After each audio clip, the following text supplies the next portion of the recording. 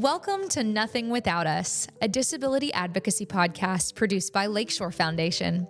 I'm your host, Allie B. Gorey, and today we have a very special guest on the podcast who flew to Birmingham all the way from New York City. His name is Gidi Grinstein, and he is the founder and president of TOM, which stands for Tikkun Olam Makers. He is a societal entrepreneur, a strategist, and an author. He's a graduate of the Harvard Kennedy School and Tel Aviv University in law and economics. He founded the Root Institute in 2004 to address societal disruptions through strategic leadership. Gidi also served as Secretary of Israel's delegation to the 2000 Camp David Summit and co-authored Insights. He is also the author of Flexigidity and a lifelong advocate for inclusive prosperity and Jewish resilience. Now I want to tell you a little bit about Tikkun Olam Makers, or TOM Global. They are a nonprofit organization dedicated to fostering innovation and collaboration to create affordable, open-sourced assistive technologies for people with disabilities, the elderly, and low-income communities. The name Tikkun Olam draws from the Jewish concept of repairing the world, reflecting its humanitarian mission. Launched in Israel in 2015, TOM has grown into a worldwide network spanning over 35 countries, including partnerships with 62 university campuses. We are so honored to be here with Gidi Grinstein. Gidi, we are so honored to have you here in Birmingham. Thank you for being with us. I'm honored to be here. It's my first time here. Welcome. I can't wait. This Lakeshore institution is just remarkable. Oh, thank you. Thank you. We love it for sure. So in this podcast, we really explore disability advocacy in a lot of different areas. And I think anyone that comes to this work has a unique origin story, both personally and for you running your organization for your organization. So I would love to hear about your origin story in the advocacy world. So I was always very interested in a space called inclusive prosperity, meaning if society is prosperous, how do we make it work for everybody? How can we make sure that everybody's included in the benefit of growth and prosperity? And I did a lot of work in very poor areas in Israel, and I realized that the people at the bottom of the economic ladder, people living with disabilities, elderly, poor communities, poor people, are structurally excluded from the innovation economy. And sadly, a lot of people who live with disabilities are also poor because it's very expensive to live with a disability. So actually, my entry point to the world of working with people with disabilities and for people with disabilities and for that amazing community was actually through the doorway of poverty, to try to alleviate poverty by driving innovation in design and technology around needs that do not have an affordable and accessible market solution. What we mean by that is sometimes there is a market solution, but it's abhorrently expensive and people cannot afford. And sometimes we're talking about very niche situations that the market wouldn't even go ahead and develop the solution. So my vision was to create a platform that can crowdsource engineers and designers and programmers to create solutions for people at the, as I said, at the bottom economic ladder who don't have the solutions that they need. And those solutions will be deposited online. They will be available for anyone, anywhere. And the motto of our operation is affordable and accessible for anyone, anywhere. Wow, that's incredible. Founding a company takes time and effort and community support. How was it when you were first starting out? So first of all, it's important to say that we're a nonprofit. We're not a company. Yes, yes. So basically, like anything else, I believe, any initiative, it starts with, in our case, 2 to 4 years of wandering, of experimentation, of looking at different options, of trying to do things one way or another way, eventually landing on the model that could actually scale and grow. And this is what happened in our case. For example, initially we were looking at very basic 3D printers, just the 3D printers. Later we understood that we need to bring in a few other tools to support the 3D printers so that all the solutions that we're creating, innovating on, or inventing could be manufactured. We thought that everything could be community-based. Now we believe it needs to be movement-based, because the talent that is required to develop solutions is often spread across wide geographies. So you can't just be local. You have to be able to bring in the talent from many other places. Right. So these are the kind of lessons that we have learned along the way until the model started to consolidate. That was about 4 or 5 years after we had the original idea. Wow. And you started in Israel, and now you've gone global. How did you expand so quickly? So first of all, we've gone American and also global. So, obviously the United States of America is the country in terms of innovation, in terms of creativity. This is, the continent here, coast to coast, and everything in between. You have millions of people who have needs, and you have millions of people who are willing to do good things with their talent. Mm-hmm. So Israel used to be, and still is, our sandbox where a lot of our inventions and innovations are coming. Sadly, a lot of it is because of the war and all the wounded soldiers and civilians that we have. But our vision was regional for the entire Middle East and also for the whole world. So from the very beginning, we reached out across our borders to neighboring countries in the Arab world, but also internationally. So very, very quickly, because our vision actually offers a systemic solution to a systemic problem that exists in every society, every community, everywhere. There is a structure, what we call structural exclusion of people with disabilities, poor people, elderly people from the innovation economy. And that is because their needs are often small in number. They don't have the purchasing power. So they represent niches, and therefore it's not worth it for the market to develop a solution for them. Or if a solution is developed, there are market pressures to drive the price up. So if you are not a wealthy individual, or if you don't have the right kind of insurance, you're just excluded. You don't have the solutions. So this is what really concerned us, and this is a global problem, and we believe that we brought a solution that is also a global solution. And that's why we have grown very quickly around the world. We've operated in 36 countries, but we are today an American organization. Israel is our kind of a sandbox and the innovation space. But we have had contributions in innovation and design from 36 countries. That's incredible. I want our listeners to understand when you are maybe meeting with someone who has a certain accessibility need for the first time, what is that process like in working with that individual or that community? Thank you. This is really, you just hit the heart of the whole idea. The person that comes to us with the problem, we call them the need knower, because they know the need. I love this that. person is the most important person in the design process, not the engineers or the programmers or the product designers, the need knower. Because the need knower, the person who lives with the need, often comes to the process not just with the description of what's compromising their ability to move or to do the things that they want to do. They often have the first line of attack on how to solve the problem, and oftentimes the second and the third and the fourth. Yeah. So basically our message, so around that need knower, based on our understanding of the challenge that they face, and after we validate that there is no, $5 or $7 or $10 solution somewhere out there, that this is a real challenge, it is what we call a neglected problem, meaning a problem that doesn't have an affordable and accessible market or government solution. Just to explain, sometimes if you live in a mega city, metropolitan area like New York City, where I live, you have a lot of access to solutions. You go rural, you go to other countries, and that solution no longer exists. So right. We're not just looking at the place where the person came from. We're looking globally. Are there solutions that we can learn from?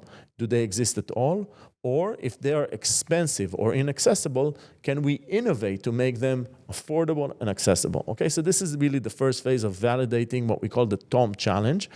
And then we build a team of makers around the need knower.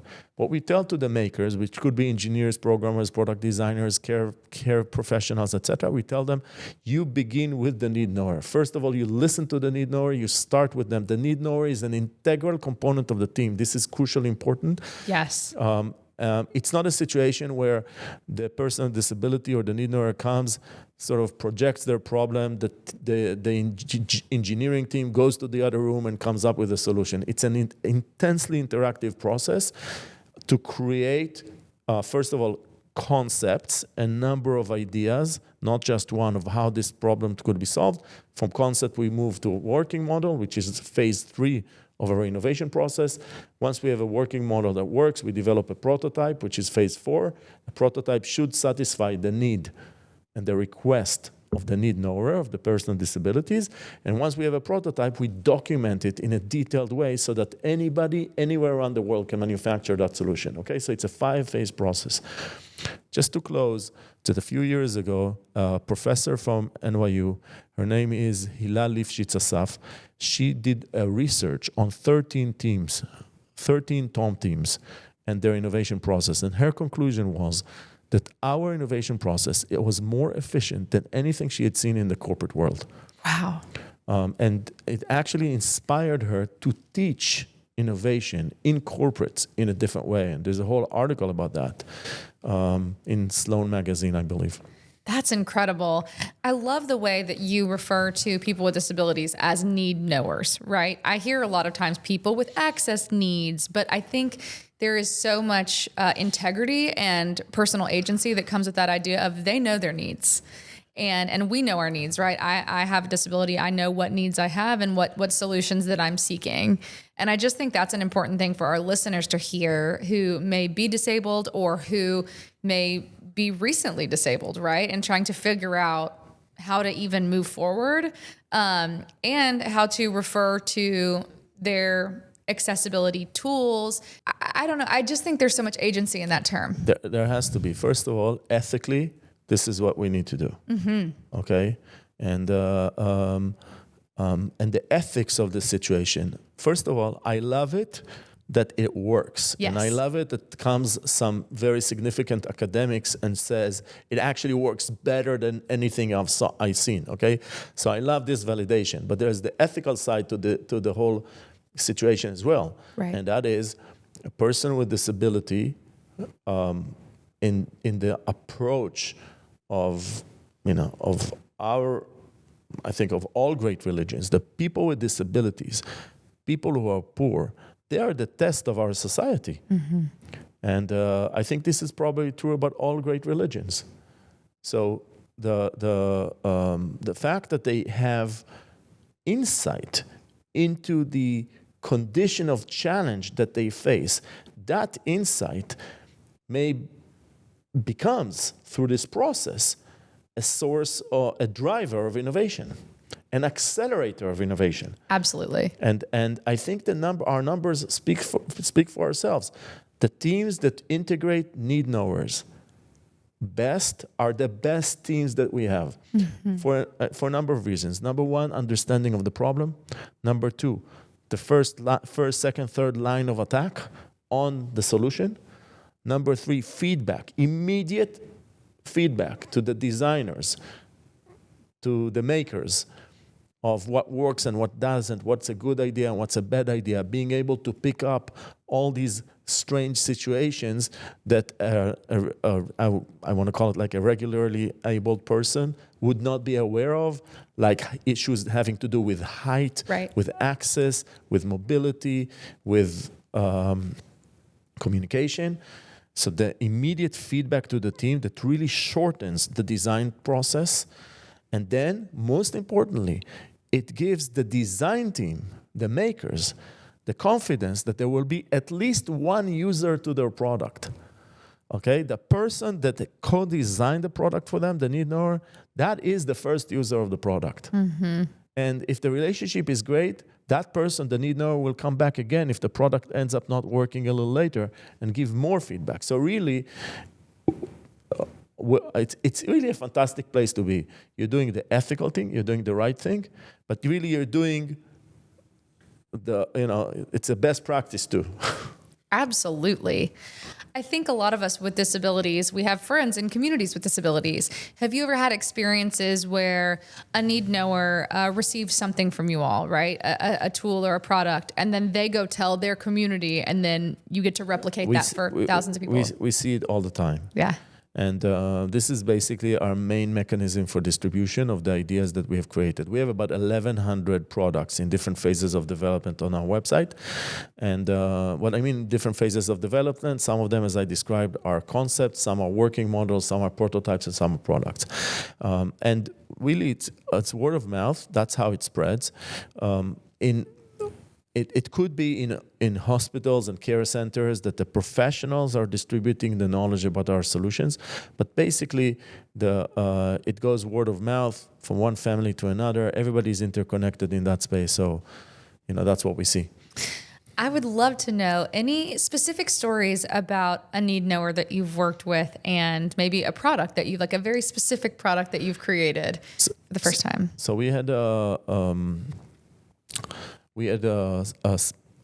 let me just say before I answer your question that there are other key elements in our design approach that are very important to relate to what you said. And that is everything we design, all the designers in our process relinquish their intellectual property. That means that all the intellectual property that is created within all of our work anywhere around the world is deposited in the public domain. It means that it doesn't belong to you or to me or to the creator or to the need knower. It belongs to humanity. Now, it's also being deposited in the public domain as open source. And that means that whoever downloads the design file can customize it to the needs of the local user. But also to address, for example, if we're using a specific kind of wood, they may use another type of wood, okay? If we're using some machine, they may use another machine. So they have the freedom to innovate around the product that was created by us. So those two ideas that often conflated, but they're a little bit different, which is public domain intellectual property and open source. This is a key principle of what we do. The other key principle is what we call basic cubed, okay? So we use basic materials, basic tools, and basic skills. So we go to the design team, and they can be as sophisticated as anybody. It can be graduates of the best universities. We tell them, don't get us some sophisticated metal that you can only find in New York City or in some metropolitan area. We want basic materials because then the product can go very far to rural areas, to developing countries. Don't use skills that only, advanced engineering capabilities, like advanced engineering capabilities, and don't use tools that are expensive and rare. Use things that anybody could get. And we've actually standardized the tools that they could use and the material that could be used so that these products can travel very, very far. Now, these are all constraints on the design process, right? When I say to a designer, you can only use these tools and these materials and these skills, I'm actually constraining the design process. But there is a saying, at least where we come from, that innovation is within the constraint. Meaning the more constraints we give people, the more innovative they will be. So going back to your question of an example, we had someone coming in, he's a soldier, he lost his arm in military training. He has this very fancy and expensive prosthesis that he got in Israel from the Ministry of Defense, which is like the equivalent of the VA in America. Now, this prosthesis had 3 issues for him. It's heavy, so it skews his back. Number 2, it's electric, so he needs to charge it. And number 3, there are a few things that he loves to do and he cannot do with that prosthesis, which is to paint, because the prosthesis is heavy, so it's hard for him to paint, to cook, and he also wants to be able to sit to a dinner table holding a fork and a knife. So he comes in, a team of students in a design school work with him to create a solution that weighs a pound, cost $120 to make, and addresses those specific solutions. And the way we address it is we basically said that the prosthesis, I know people can see us, the prosthesis, the arm is one element, and the hand could actually clip on and off, right? Yeah. So you could just change the different hands, and every hand is about $10 to 3D print. So you actually created a solution that is modular and addresses his needs, not displacing the expensive prosthesis that he has, but actually supplementing it. That's so when he incredible. goes home, he actually named it. He said, it's the PJ prosthesis. It's the prosthesis that I wear when I come home. Fast forward a few months later, we have a Tom community in Singapore.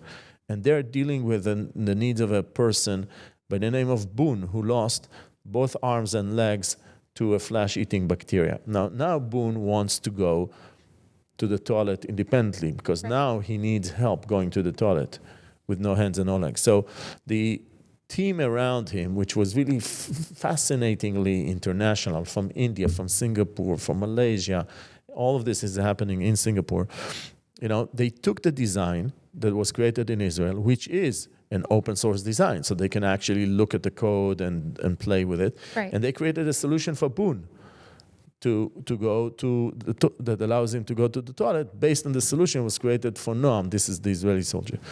Okay, now the story a few months later comes a girl who lost her arm, who used to play the violin, and she wants to continue to play the violin. So again, now the team that works for her, again, students from design schools, they have two reference points. They have one prosthesis that was created for painting, cooking, and utensils. They have another prosthesis that was created for going to the toilet. And they create a solution for her that allows her to continue to play the violin. Wow. And she does that. And she goes on stage and she performs as a teenager. And also, recently I heard that because of this experience, she decided to go and study product design and eventually do for others what was done for her, which was really beautiful. That's incredible. And what I love hearing too is the way that you're open sourcing all of the different prostheses in the past, right? Allows you to keep building and keep innovating. Yes, allows everybody, not just us. Right, exactly. Well, we're going to take a quick break and then we'll get right back with more. Thank you. At Lakeshore Foundation, we believe in a world in which every person has the opportunity to achieve a healthy, active, independent life. For 100 years, we've been impacting lives through inclusive fitness, sports, and recreation. Our mission is to encourage and provide opportunities for people to live a healthy lifestyle through activity, research, and advocacy. Join us. Together, we can make every day a new beginning. Gidi, you've been all over the world, and I know you're based in New York City now, but I feel very lucky to be sitting with you in person here at Lakeshore in Birmingham. What brought you here? So we are, as you mentioned, in one of the most incredible institutions in the United States in our space, which is the Lakeshore Foundation. I've just toured the facility before we sat down. This is really, 5 stars, top of the pile place for people with disabilities, and especially when it comes to sports, to the participation in sports. So we came to see, we came to visit. We've been in contact and in conversation with the leadership here for a long time, and we hope to partner moving forward, especially around needs of people who are participating in sports, what is called inclusive sports, of para sports, etc. We believe it's a massive frontier where a lot of work could be done, and this is one of the most important places in the world to be if you want to be in the space of inclusive sports. Absolutely. I know you're partnering here, but I also know you're partnering with the University of Alabama. Can you tell me about that partnership? Oh, yeah. Thank you for that question as well. So basically, as we said earlier, Tom is looking at a place where there is a structural failure, meaning the forces of demand and supply in the market do not address the needs, the niche needs, the small needs of people with disabilities, elderly and poor people. So as we mentioned earlier, either there is no solution or the solution is very expensive or inaccessible. So we are here to either invent solutions or to innovate, to decrease cost and increase accessibility. This is basically what we do. But the question is, who will do this work? And the answer is that there are all over the world, across every society, including American society, there are people who are willing to contribute their talents. Mm-hmm. There are pockets of people who will do that. They will actually create a solution for a person with disability, and they will donate their invention to the public domain. One of the main areas where this happens is universities. Just to share with the audience here, basic statistics. There's about 850 universities in America with engineering and design programs, 620,000 students, and they are doing an estimated 50,000 projects per year as part of their schooling. Now, in most cases, they're not even asked to properly document it, whatever they created. They finish their project, they present it to the class, and they move on. So a tremendous amount of knowledge created by the best brains in the country, supported by the best faculty in the country, is just evaporates.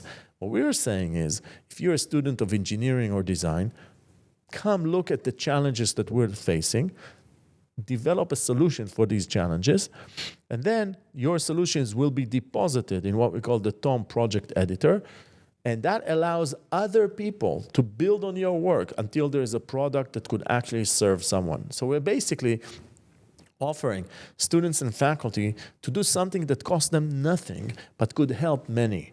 And they're responding incredibly. So in the United States this year, we have 53 universities and campuses in what we call the TOM Fellowship Program. Wow. Where TOM Fellows, which are students who take upon themselves to be the leaders of the TOM community on their campus. And one of these campuses, sorry for this long-winded introduction. No, I love it. It's basically University of Alabama. And here we're seeing really tremendous skill, both from students and faculty, in creating solutions that just contribute to the development of the TOM portfolio.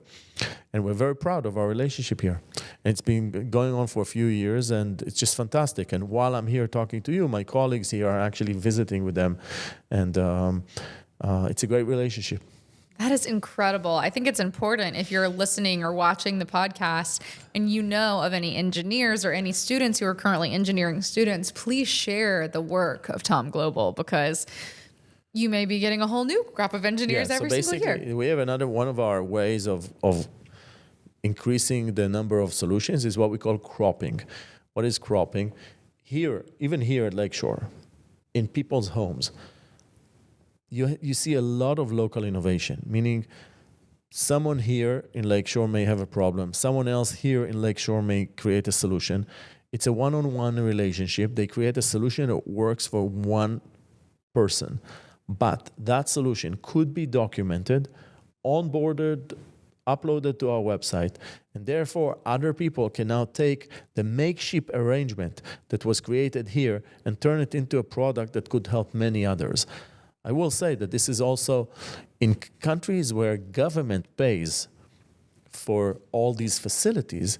What I've just described is also a source of tremendous inefficiency and waste of public money, because the government effectively funds many solutions that are half-baked, quarter-baked.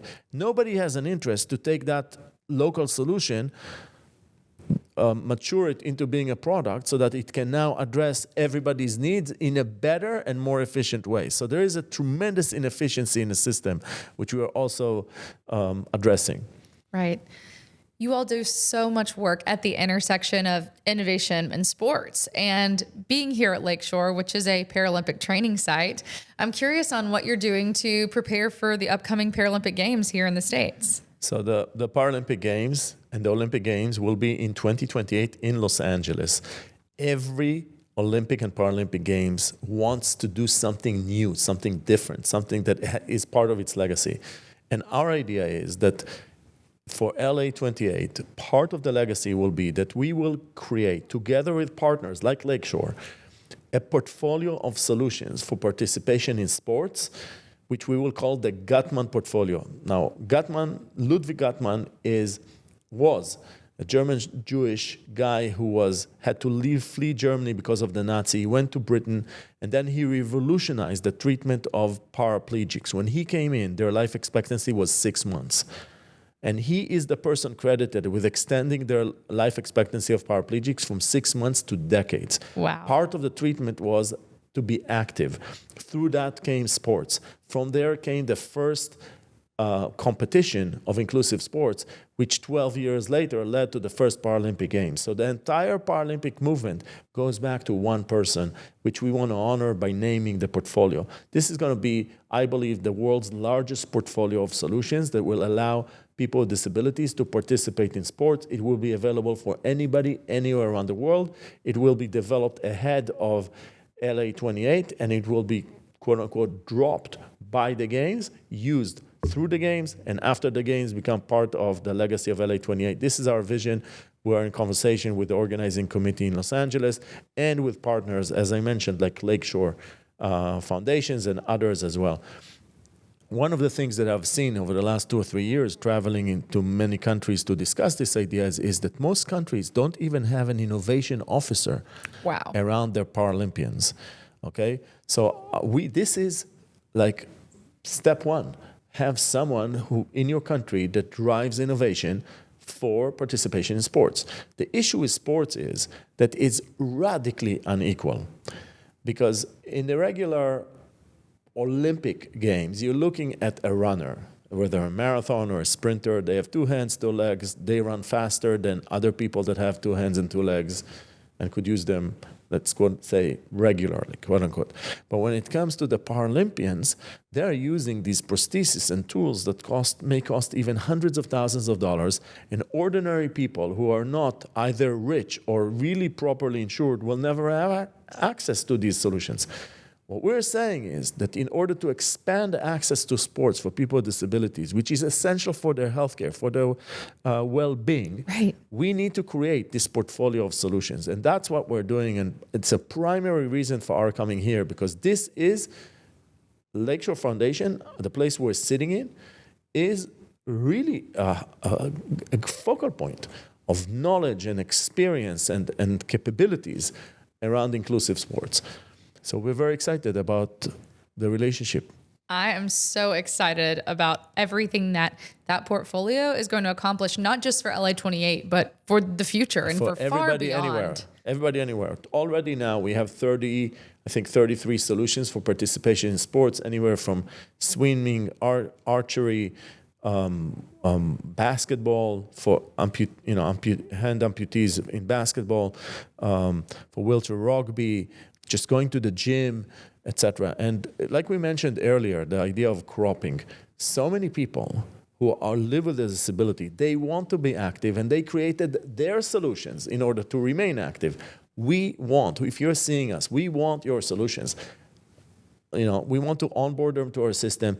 You can put them and participate with them in what we call the Global Innovation Challenge, which always has a sport vertical. And people could win significant monetary prizes for the solutions that they're already using, if they're willing to take these solutions, deposit them in the public domain, and make them available for anybody else in a similar condition. That's incredible. I think so many engineers who might be listening or who might be sent this podcast need to know about your innovation challenge for sure. And a lot of times it's not just engineers. It's a person who has a disability and their sibling, their nephew, their cousin, their parent creates a solution for them. We want these solutions. These solutions are maybe invaluable for many other people. How do listeners get in contact with you? How do listeners get plugged in with your work? So our name is TOM Global, tomglobal.org. You can do so through our website. Of course, you can look for my name on LinkedIn. You could look for Tom Global, Tikkun Olam Makers on LinkedIn, maybe at the bottom of the screen. Maybe we could share that as well. Absolutely. But basically, we are really easy to find online. You email us, we get back to you. The competition usually goes from January to May. Let me just mention that this year, because it's the 250th anniversary of the United States of America, there'll be a lot of celebrations, especially from Memorial Day to Thanksgiving, and obviously peaking around July 4. Part of what we're trying to do is to actually bring solutions that were created in Israel and in other countries to America as like a gift to America. For really the incredible leadership that America has shown in the world over decades. And we want that the work that we've done around the world will also be available for wounded veterans and other Americans with disabilities. So this year, we're going to do a big push because of the 250. That's 2026, and then from there we're going to take it to another level to 2028 in the Los Angeles Olympic and Paralympic Games. Well, we cannot wait to continue to follow you and see and hear about all the great work that you're doing. Thank you so much for being here with us today. Thank you very much for having me. Thank you for joining us for another episode of Nothing Without Us, a disability advocacy podcast produced by Lakeshore Foundation. If you enjoyed the show, we hope that you'll share it with a friend or your network, especially if you're an engineer or a maker out there or someone with great ideas in the innovation space. I know that Tom Global will want to hear from you, and so will we. Also, if you know of a change maker doing incredible work in the disability advocacy space, reach out to us and let us know who you want to have on the show. We would love to hear who you are moved by and inspired by these days. Thank you so much for tuning in. Be sure to like and share the show, and we'll see you again soon. Bye. Nothing Without Us, a disability advocacy podcast, is produced by Lakeshore Foundation, Ali B. Gorey, Terry Scrimshire, and me, Patrick Tomley. For more information, visit lakeshore.org.